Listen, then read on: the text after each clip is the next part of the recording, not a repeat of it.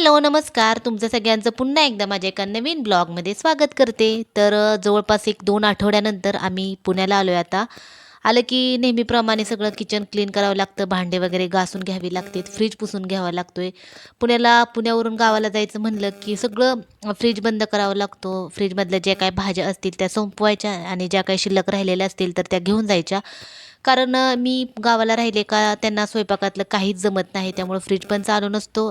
Fridge सगळं बंद करून जायचा आणि ज्या काही डाळी वगैरे असतील तर ते सगळं व्यवस्थित पॅक करून जायला लागतं. माझ्याजवळ एक टीप आहे तर त्या टिपेमध्ये सगळं सामान आहे तर ठेवायचं आणि ते सामान ठेवून व्यवस्थित झाकून वगैरे जायचं.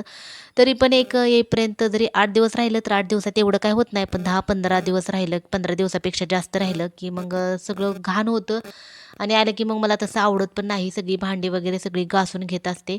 आता सकाळी संचितला स्कूलला सोडायला गेले होते आणि स्कूलला सोडून सोडून येता येताच भाज्या घेऊन आले होते.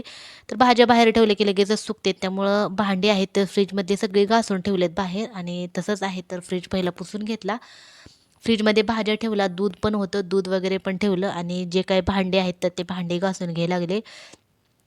भांडी भांडी पण काय केले, सगळी कपाटावरची जेवढी सगळी भांडी आहेत तर ते सगळी भांडी घासायला लागले आणि भांडी थोडीफार जी काही भांडी घासून झाले तर ते त्यांना गॅलरीमध्ये चटई ठेवली आणि त्या चटईमध्ये चटईवर म्हणजे पाणी वगैरे हे करायला ठेवले म्हणजे वाळून पण निघतील तोपर्यंत कपाट वगैरे पुसून वगैरे घेईपर्यंत त्या भांड्यातलं पाणी पण सगळं नितळेल आणि भांडी वाळली का मग कपाटावर ठेवायची. आता म्हटलं भाज्या कसं बाहेर ठेवलं की बाहेर असताना तेवढ्या फ्रेश भाज्या नसतात, थोड्याफार सुकलेल्या असतात आणि मग घरात आणून अजून बाहेर ठेवलं की मग जास्तच सुकून जातील. त्यामुळे किचनवर तसाच पसारा ठेवला आणि मी अर्धी भांडी घासायची राहिली होती त्यांना पण तशीच ठेवलेत आणि पहिला फ्रीज घासून घ्यावं म्हणलं आणि त्या भाज्या पहिल्या ठेवून टाकल्या आणि मग जे काही बाकीची कामं राहिलेली आहेत तर ती करून घ्यायची. गावाला राहिलं की खूप जास्त पसारा वगैरे पडतो, घाण वगैरे होतं. सगळ्यात जास्त घाण होणार म्हटलं तर माझं किचनच असतं. कारण ते आले तरी रिटर्न आम्हाला सोडून जरी आले तर ते फक्त झाडून घेत असतात. किचनमध्ये काहीच कामं वगैरे काय शिरा, उपमा, चहा वगैरे काही अजिबात काय सुद्धा करत नाहीत. फक्त त्यांना पाणी गरम प्यायची सवय आहे. 2 टाईम फक्त कोमट पाणी गरम करायचं गॅसवर आणि प्यायचं. त्यामुळे ते जाताना किती जरी किचन स्वच्छ वगैरे करून जरी गेलो तर येईपर्यंत झुरळं पण वाढतेत आणि सगळं घाण वगैरे धूळ वगैरे होती. पहिला मजला असल्यामुळे जास्तच होतं. त्यामुळे आलं की मला कधी पण आम्ही 15 दिवसापेक्षा जास्त गावाला राहिलो किंवा 15 दिवस जरी राहिलं तर मला आलं की असं दसरा काढल्यासारखं सगळं किचन आहे तर स्वच्छ करून घ्यावं लागतं. आणि जवळपास 1-2 दिवस लागतात रुटीनमध्ये यायला. सकाळी आता संचितचं टेस्ट होती, युनिट टेस्ट. डायरेक्ट संचित पण 2 आठवड्यानंतर डायरेक्ट टेस्टलाच गेला आहे.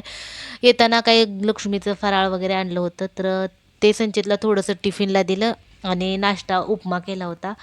तर ते भांडी वगैरे सगळी घासून मग थोडेफार जे काही नाश्त्याला वगैरे भांडी लागते तर तेवढी थोडी भांडी घासली. रात्री आल्यावर पण हे केला होता, मसाले भात केला होता तर तो मसाले भातच खाल्ला होता आणि सकाळी पण उपमा केला होता. तर उपम्यापुरती थोडीशी भांडी घासली. त्याच्यामध्ये बनवलं. संचितला स्कूलला सोडून आले आणि स्कूलला सोडून आल्यानंतर मग जे काही माझे कामं आहेत तर ते कामं करत बसले मी. सगळं ट्रॉल्या वगैरे सगळं स्वच्छ करून घ्यावं लागतंय आणि ते करावंच लागतंय. नाही मला आवडत पण नाही तसं सगळं घाणीत सगळं करायला. झुरळांची अंडी वगैरे आज थोडीफार पडलेले असते त्याच्यावर. नंतर असं एकदम बारीक दाण्यासारखं काय काळं असतं तर ते पण सगळं साठलेलं असतं, भांड्यांवर पडलेलं असतं. तर त्यामुळे मी सगळं भांडी वगैरे सगळे घासून घेऊनच मग हे करत असते. अजून अंघोळ पण माझी झाली नाही. सगळी म्हणलं आवरून घ्यावं सगळं, किचन वगैरे सगळं स्वच्छ करून घ्यावं आणि नंतर आहे तर अंघोळ वगैरे करून घ्यायची. तर एवढं सगळं मला काम करायला मला जवळपास मी संचितला स्कूलला सोडून आल्यापासून करायला घेतलं होतं. संचितला स्कूलला आणायचं टाईम झालं होतं तरी पण माझं काय झालं नव्हतं करून. चालूच होतं करायचं. एकटी करायचं म्हटलं की वेळ लागतोय करायला. कपाट घासून घ्यायचं होतं, नंतर किचनच्या ट्रॉल्या, किचनचे कप्पे आणि ज्या काही थोड्याफार डाळी होत्या डब्यात तर त्या डाळींमध्ये पण अशी पाखरं झाली होती. रवा आहे तर तो पण असा एकदम चिकट झाल्यासारखा रवा पण झाला होता. 15 दिवस होतो तरी पण 15 दिवसांनी जरी आलं तर थोड्याफार सामानाचं पण थोडं सामान पण खराब होते. रवा टाकून दिला आणि मूग पण होते हिरवे तर त्या मुगांना पण थोडेसे भुंगे लागले होते तर ते मूग पण टाकून दिले. तर थोडंफार नुकसान पण होतं असं जास्त दिवस राहिले की. त्यामुळे मी काय काय सामान व्यवस्थित पॅक करून ह्याच्यामध्येच ठेवत असते प्लॅस्टिकच्या पिशवीमध्ये, म्हणजे जे काही खराब होत नाही. आणि इथं बघू शकता तुम्ही गॅलरीमध्ये सगळं जे फ्रीजची भांडे आहेत तर ती घासून ठेवले आहेत, आणि जे काही रोजची भांडे आहेत तर त्यांना पण घासून पालती ठेवलेत, जेणेकरून बाकीचं अजून घरातलं होते तोपर्यंत हे सगळं सुकून जाईल. आणि मग कट्टा नंतर जे काही भांड्याचं कपाट वगैरे घासून घेतलेलं आहे तर ते पण वाळलं की मग हे जे सुकलेली भांडे आहेत तर ते वाळलेली कपाटावर ठेवायची. आभाळच आहे इकडं, पण काय आम्ही गेल्यापासून बहुतेक पाऊस चालूच आहे. ऊन वगैरे अजून आल्यापासून काही पडलं नाही. एकदम असं आभाळ आभाळ पण म्हणू शकत नाही आणि ऊन पण नाही, असं वातावरण आहे इकडं. संचित तर जवळपास बऱ्याच दिवसांनीच डायरेक्ट टेस्टलाच गेला. आता टेस्ट कशी गेली विचारलं तर म्हणते हां छान गेली, सोपी गेली, असं चालूच असतं त्याचं. कपाट आहे तर सगळं घासून आहे तर घेतलं, घासलं, पुसून पण ठेवलं, आणि आता हे कपाट स्वच्छ करून घ्यायला लागले. तर याच्यामध्ये तुपाच्या भरण्या वगैरे डाळी वगैरे आहेत तर त्या आहेत, तिथं पण भरपूर असे झुरळ झालेत. आता हे सगळं झालं की मी ज्यावेळेस संचितला स्कूलला आणायला जाईल तर त्यावेळेस आता झुरळांसाठी काही तर पावडर वगैरे किंवा पेस्ट वगैरे आहे तर ते पण घेऊन येणार आहे. म्हणजे कसं आलं की लगेच पटकन लावायची, इतकी झुरळ झालेत ना, बासच प्रचंड असे झुरळ झालेत. घर वगैरे बंद असलं की झुरळांचं प्रमाण ऑटोमॅटिकच वाढते, आणि तेच आपण वापरात असलं की क्लिनिंग वगैरे करत असतो, रोजच्या रोज येणं जाणं किचनमध्ये चालू असतं, त्यामुळं झुरळं नसतात. आणि गेलं की झुरळं आहे तर लगेचच वाढत असते. त्यामुळे आता गेल्या गेल्या मला पहिलं झुरळांसाठी काहीतरी घेऊन यायचं आहे, आणि झुरळांसाठी आणलं की मग आहे तर मग सगळं झुरळांची पावडर वगैरे सगळीकडे ठेवायची. सगळं त्यासाठी काय करायला लागते, किचन सगळं क्लीन करायला लागते, ट्रॉल्या वगैरे सगळ्या स्वच्छ करायला लागते. तिथलं तर मी काय काय भरण्या आहेत तर त्या पण घासायला घेतलेत, ज्या भरण्यातल्या डाळी वगैरे संपलेल्या आहेत तर त्या पण.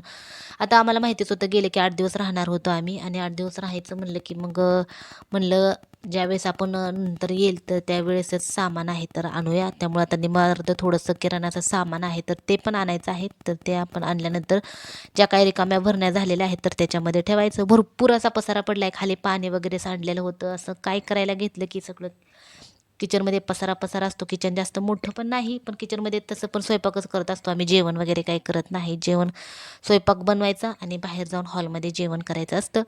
आणि इथं सगळं हे करत बसले मी. दिवसाचंच आहे पण उजेड आहे तर किचनमध्ये कसलाच नाही. तुम्ही कधी पण किचनमध्ये स्वयंपाक करायला घ्या, दिवसाचा असो रात्रीचा असो, लाईट आहे आहे तर लावावीच लागते. उजेड कसलाच येत नाही. बाहेर कडक ऊन जरी असलं तर किचनमध्ये उजेड येत नाही.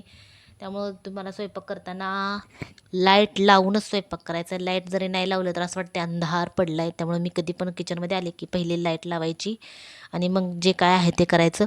लाईट पण 2 बल्ब आहेत तर 2 बल्ब लावत असते. 2 बल्ब लावले की भरपूर असा उजेड आहे तर पडतो, आणि असं करत असते.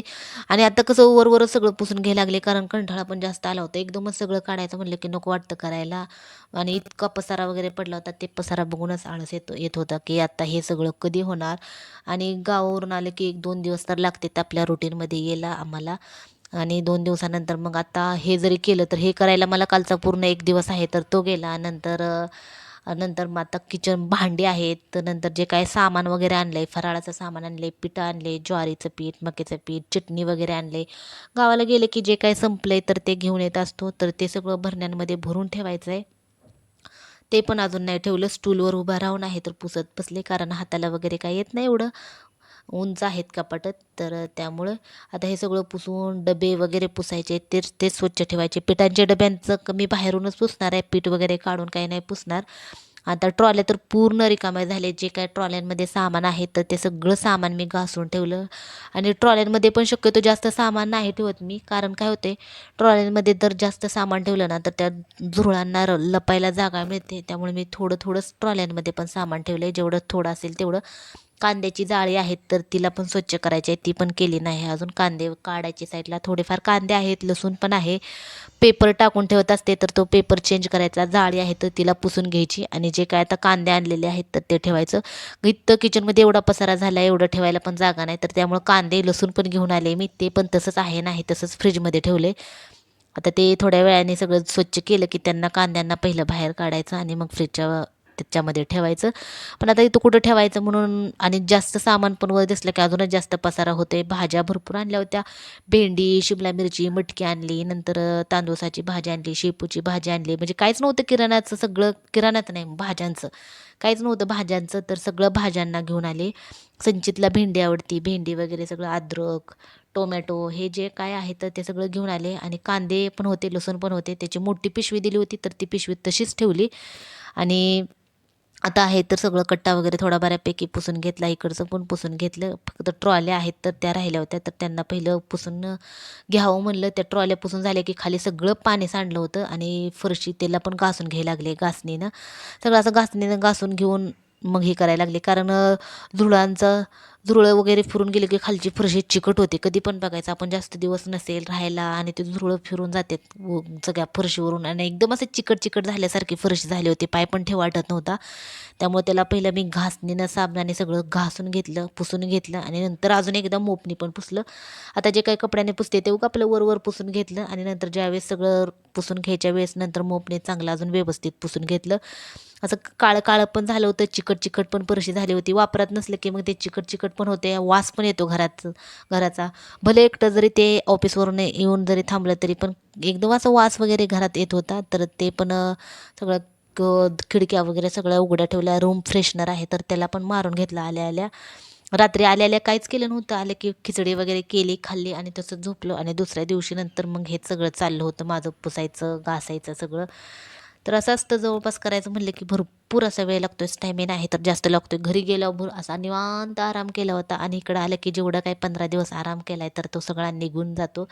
असं काम करायचं म्हणलं की त्यामुळं कधी कधी मला थांबूच वाटत नाही. वाटतं की चला नकोच जास्त दिवस थांबायला. घरी गेलं की एवढा सगळा पसारा पडतोय. बघू शकता तुम्ही बेडवर, इथं सोफ्यावर सगळीकडे पसाराच पसारा आहे. आणि त्यामुळं असं असतं बघू शकता तुम्ही आता माझं सगळं स्वच्छता करून झालेली आहे. एकदम चकाचक झालेलं आहे आणि हे सगळं करायला मला जवळपास दुपारच्या 2-2:30 झाल्या. संचितला स्कूलवरनं घेऊन आल्यानंतर जे काय राहिलेलं होतं तर ते सगळं केलं. फ्रीजवरचं सगळं स्वच्छ केलं, कट्टा वगैरे स्वच्छ झाला, भांडे घासून झाली. चला तर व्हिडिओ कसा वाटला ते नक्की सांगा. तर बाय.